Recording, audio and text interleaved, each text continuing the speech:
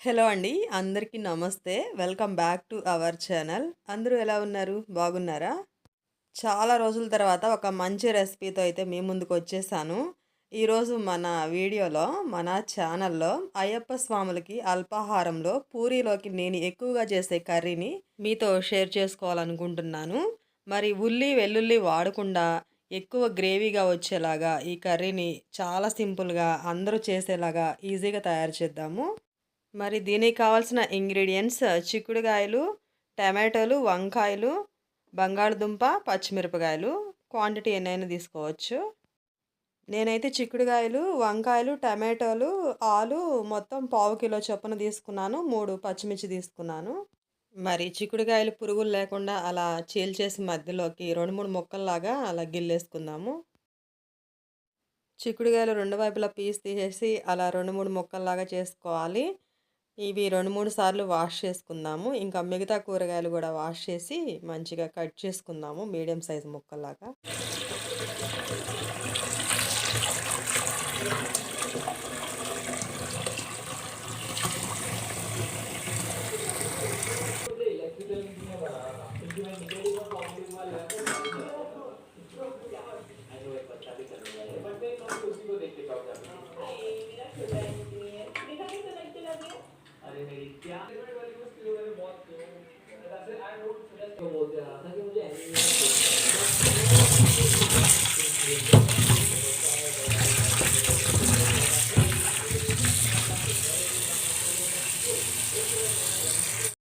చూడండి ఈ విధంగా ముక్కల్లాగా కట్ చేసుకోవాలి. టమాటో, ఆలు, పచ్చిమిర్చి ఇవి ఇప్పుడు కర్రీ చేసుకుందాం.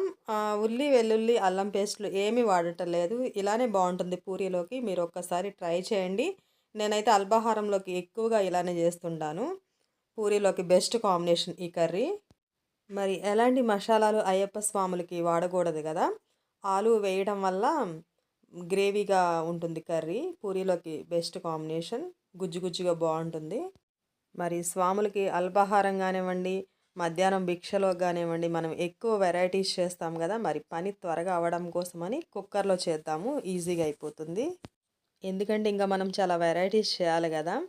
మనం తక్కువ టైంలోనే ఎక్కువగా వంటలు చేయాలంటే కొన్ని కొన్ని కుక్కర్‌లో వేసేస్తే త్వరగా అవుతాయి. అంతేకాదు మనం నార్మల్‌గా చేసినంత టేస్ట్ కూడా బావుంటుంది కుక్కర్‌లో చేసిన.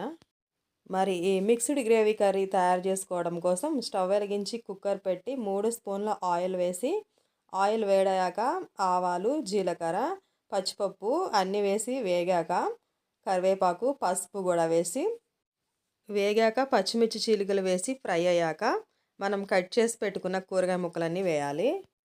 వంకాయ ముక్కలు ముందుగానే కట్ చేస్తే కండ్రెక్కుతాయి కదా! అందుకని మనం కర్రీ ప్రిపేర్ అయ్యేటప్పుడే మధ్యలో అట్లా కట్ చేసుకుని వేయాలి.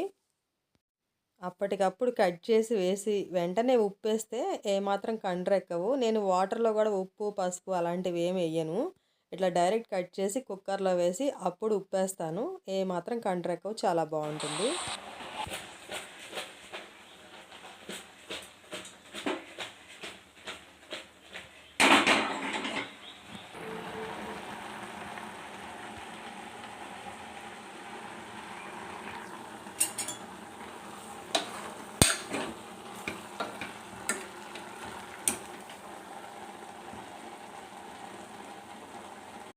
ఉప్పు వేశాక 2, 3 సార్లు అలా టాస్ చేసి పచ్చివాసన పోయేలాగా 3 నిమిషాలు ఉడికించుకోవాలి.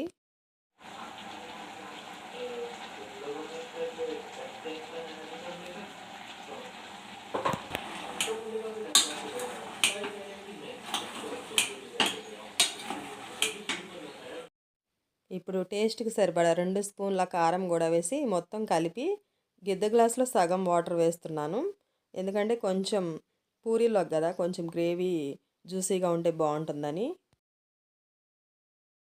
ఇప్పుడు కుక్కర్ మూత పెట్టి విజిల్ పెట్టి హై ఫ్లేమ్‌లో ఒకటి, లో ఫ్లేమ్‌లో ఒకటి విజిల్స్ వచ్చేలాగా ఉడికించుకోవాలి.